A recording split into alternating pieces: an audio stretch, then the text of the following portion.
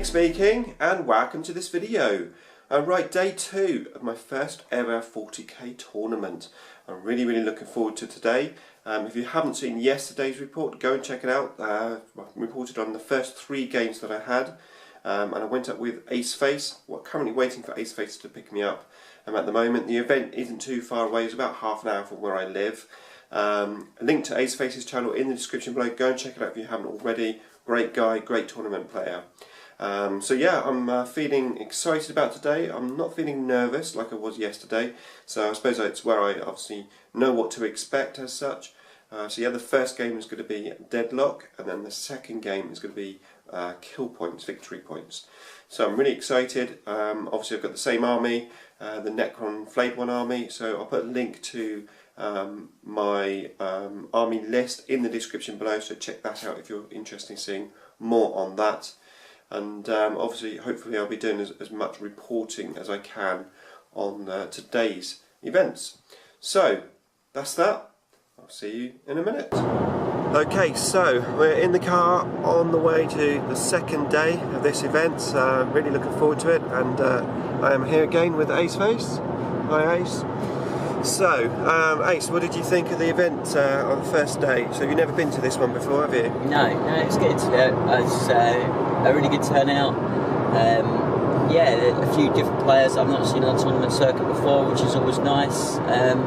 Yeah, no, it's. I think I've been generally pretty impressed with the setup. It's a nice tournament. It seems quite established. There's a lot of people that have been to it before. So yeah, they're good. Yeah, and regarding obviously the way they're doing the army list and stuff, what did you think about the quality of the armies there, and did anything surprise you? Absolutely, yeah. I mean, I thought I'd broken the system and that I'd probably be one of the most horrible lists there, but actually it's not even close. There's, as everything in 40k at the moment, with just the massive variety and options, it's still, there's still some ridiculously powerful lists out there, incredibly powerful. So yeah, very nasty lists, very high calibre. There's one list, but was it 8 Riptides? Was 8 Riptides is out there, yeah. Yeah. So that's yeah, nasty. Yeah. So hopefully I won't be facing anything like that. I'm probably not, because I'm not going to be up on those top tables. But we'll see.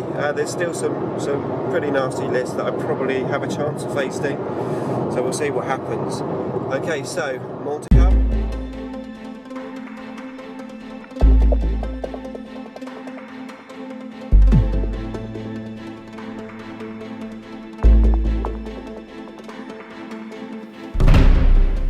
Okay, so I'm back from day 2. So Ace and I rock up, we have a look, the tables are already drawn on the board, and I have a look, I turn up at the table which I'm supposed to be on, and the guy that's sitting opposite me has an Eldar army, and he had something slightly unusual to probably what you would normally see with Eldar, but he had Forge World Lynx. And he also had the Forge World Wraith Knight, and of course he had like those jet bikes. He had actually some shining spears. It was quite interesting. But Ace was with me. He had a look in the guy's tray, and he said that's a nasty list. Apparently a lot of the stuff wounds on initiative, and obviously Necrons are initiative too. And I had a quick chat with the guy, and he basically said he plays actually against his buddy who has a Necron army, who basically finds it impossible to beat that list. So I think he was rubbing his hands at the prospect of playing me. However, apparently there was a mistake in the drawing, and it turned out I wasn't actually playing this Eldar army. So I think I got off lightly there. I managed to avoid it. So without further ado, let's have a look at game 1.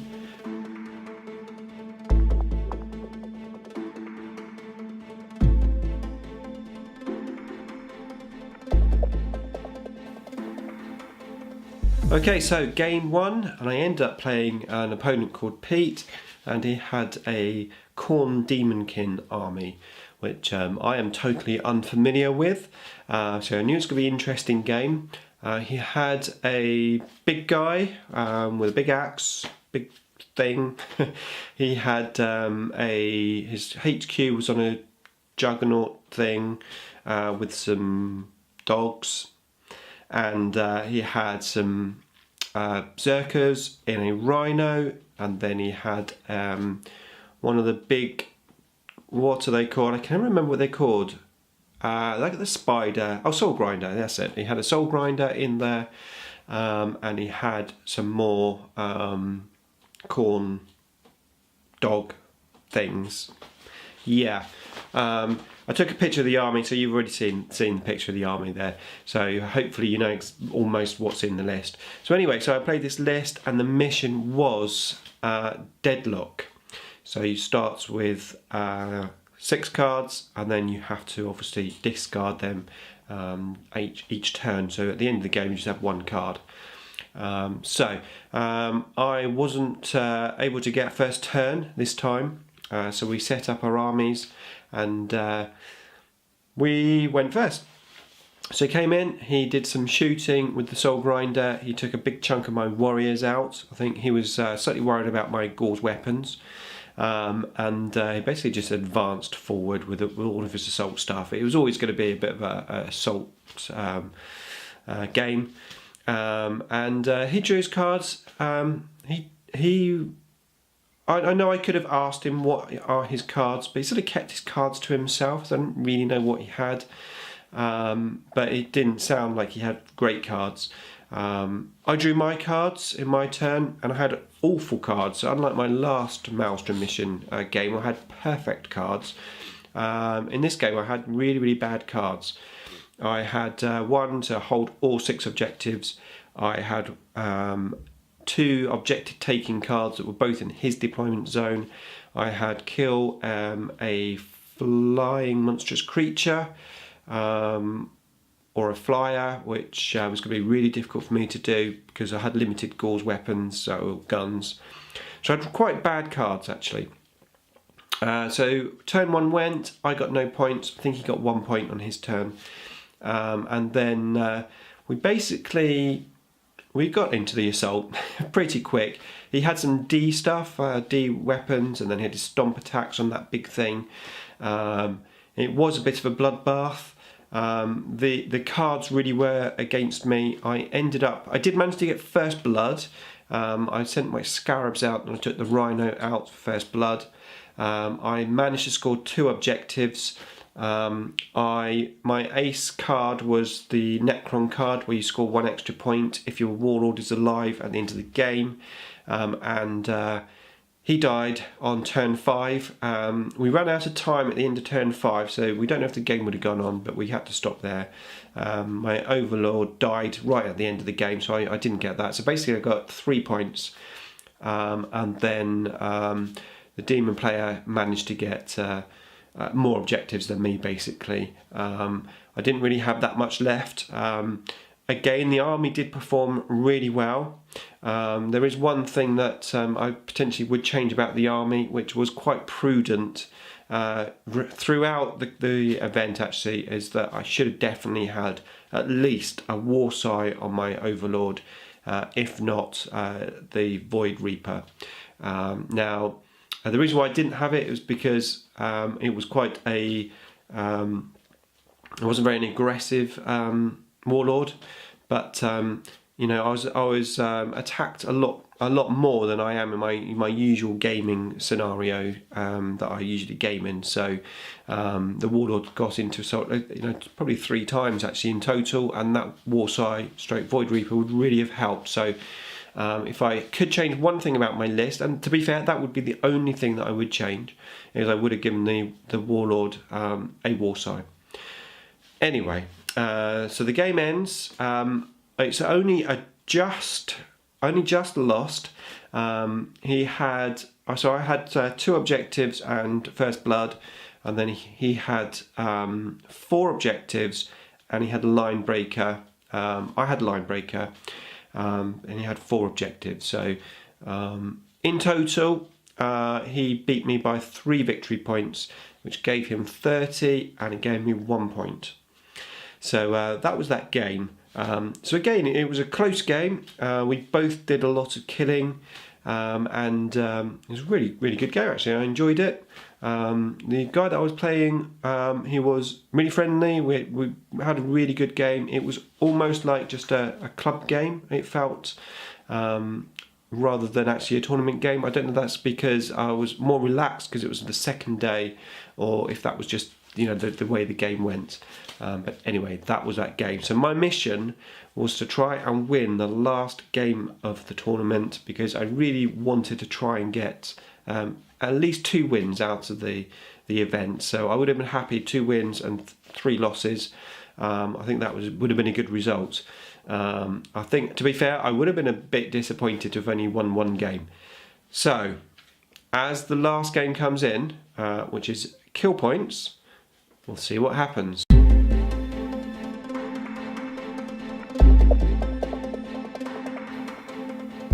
Okay, so the last game comes after lunch, and I am up against a Tyranid army. Now this is the Tyranid army which Aceface actually played in the first game, and Aceface did a good job of taking the list out with his AdMech. Now, I was speaking to Ace earlier, and he said that, you know, the really, really nice guy, it was Chris, was his name. He said he's a really nice guy, it's a great fun game. He said the list is an optimum Tyranid list, but it's, you know, a good list, it's a fun list, and it's got some nice stuff in it. So basically, now I'm not too familiar with what he took actually, you know, even though I'm a Tyranid player. He was using a lot of stuff that I hadn't really seen before. So he had 2 Flyrants, he had a Zoanthropes and a Venomthropes. He had 2 Hive Crones, and then he was using the Genestealer Cult formation thingy, which I hadn't seen before. I had no idea what was going on with that. So it was, as I said, kill points. So I managed to get first turn, deployed in my usual fashion. I got my RP up, I advanced on him, but not too far, because I wanted to see what he was going to do with his Flyrants, etc. And we battled it out, and it was a really fun game actually. It was quite an interesting game because I basically didn't really have the army to deal with any Flyrants. All I had was the 20 warriors and the 10 immortals, 9 immortals. I tried shooting some of the crones out and stuff, but you know, it was never going to really work. I did manage to get first blood with, what did I get? I can't remember what I killed with first blood now, but I got first blood. The Tomb Blades did really well at taking out a good chunk of a blob of shooty things from the cult. So I did really well there, and Tomb Blade became a bit of a target for him.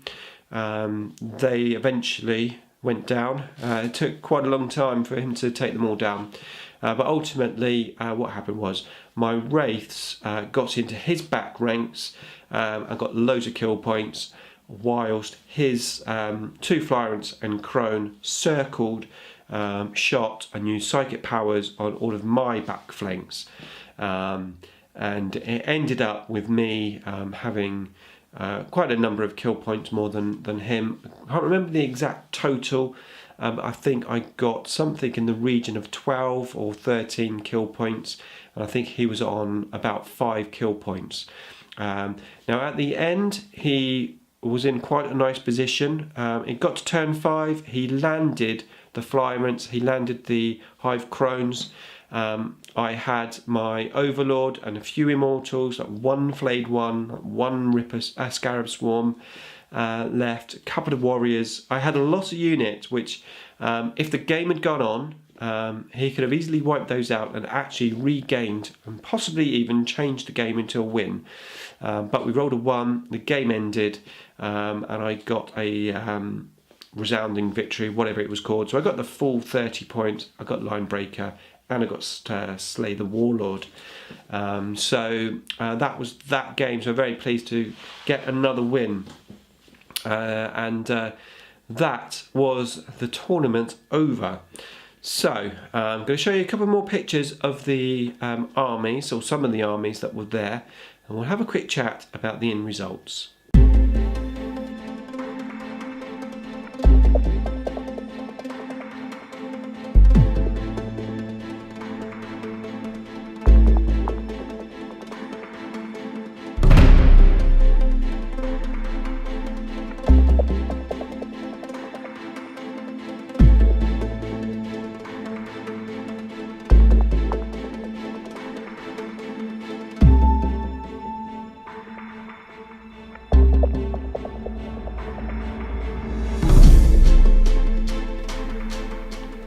Okay, so tournament's over, and we head on over to find out who won what.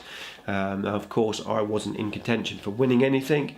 On the back of what I'd done, I was really happy. I had 3 close games that I lost, and 2 really good wins. So I was happy with what I achieved. I didn't get tabled, and I didn't get annihilated. So overall, really good. And the only thing that I would have changed about that list, as I said, was put a War Sight or a Void Reaper on that Lord, which I probably could have told you that before I went, but I went for a cheap Lord. I gave him quite a good save, you know, the 2+ and the 4+ invulnerable, but ultimately a threat, not so much what the Warsight would do, but the threat of a Warsight would have made people think twice possibly about doing challenges and stuff on me. Anyway, yeah, so the results come up. First place, or let's go start. Third place was the Space Wolves player that I played in game 3 on day 1. So he came third. Second place was a Tau player, and first place was an Iron Hands player. I believe it was Iron Hands. Iron Hands allied with Sisters, with Inquisitorial stuff, and first and second place were quite well known tournament winners. So you know, well done to them. And actually the first place, there was a possible 205 points, and he got 199 points. So you know, that's a great job. So that was done. Best painted happened. Obviously I didn't get best painted. I'm not expecting that with my Necrons. They're just dry brushed. And you know, Wooden Spoon and everything was given out. Wooden Spoon actually went to the Imperial Guard player that I played on my second game. And he also won Best Sportsman, which was well deserved because he was really nice guy. So that was that. And then the sheet comes up for us to have a look at the results. And yeah, so the points came up of what we had, and I had a look at mine. I got, according to this sheet, 111 points, and I was 17th from the bottom. There was 38 people there, so just below mid-table. Aceface had a look at his results. Now, I'm not going to spoil anything of the results about Ace, but what I can tell you that Ace basically was querying his results because, you know, he's used to going to these tournaments and stuff, and he knew that he really should have been placed higher than the results said. So he was querying it. So on the way home, we tallied up our scores. Now well, Ace, that's the doorbell, so I'm going to stop the video quickly. Okay, so I'm back, the window cleaner, yeah. Yeah, assuming that we got the top points for things like sportsmanship, which Ace said that everyone marked him top marks on his one. So assuming we got those, and we know that we ticked all the boxes on the painting side, you know, had to have 3 colours, you had to have your bases done, etc. You know, we did all of those. So assuming that all that added up with the points that we earned during the tournament, and our points were off about 20-25 points, both of us, which just seemed really odd. So we think something happened in the scoring side somewhere that wasn't quite right. You know, it's out of our hands. You know, the result was the result, but yeah, it's something not quite right there, it seems. But either way, from my point of view, I was really happy. I think I should have scored about 130 points out of the 205 points, but even with my allocated 111 points, I was really happy with that. To get to half of the points that were available, get 2 wins and 3 close draws, and have a fantastic time was really awesome. So yeah, I did really enjoy it. I really did have a great time. So massive thank you to Aceface for encouraging me and giving me the confidence to go to an event like this. It was really good. And if there's any of you guys out there who maybe are considering going, and you're also maybe a bit fearful or scared of what you might face, then I say don't worry about it, just do it, because it is a great experience. I played 5 armies that basically I've pretty much never played before. So I got some good experience. I met some great guys, some really nice people, and I do plan on going back next year. I will be playing in hopefully one of the WarGames tournaments, because I really want to go there, not even just to play the tournament, but just to meet everyone. You know, I want to meet like Gigs for You and Lawrence from Tabletop Tactics, and obviously Martin McNeil.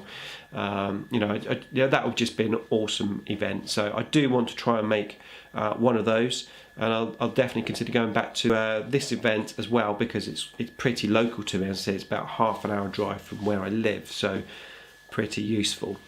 And the other thing as well, which I would like to probably say again, if you are considering going to an event, now obviously this one did have a few restrictions, and there's no doubt that you will see some really hardcore armies at an event like this, but you will also see a variety of people going, people who are going with, you know, good lists, but ultimately just there to have fun. There was a lot of people there just to have fun, and you know, it's just great just to be paying 40k really against new people, new armies, learning about other people's armies and learning about your army and how it performs. So you should definitely have a go, and I'm pleased that I have finally, after all these years of gaming, I've now done a tournament. So another feather in my cap, and I'm sure it's not going to be my last one. So that is it. I hope you've enjoyed my reports of the event over the last couple of days. It's been really good fun. I've enjoyed doing the reports as well, so like I said, hopefully you've enjoyed them. That's it from me for now, but keep watching, because there's definitely more to come.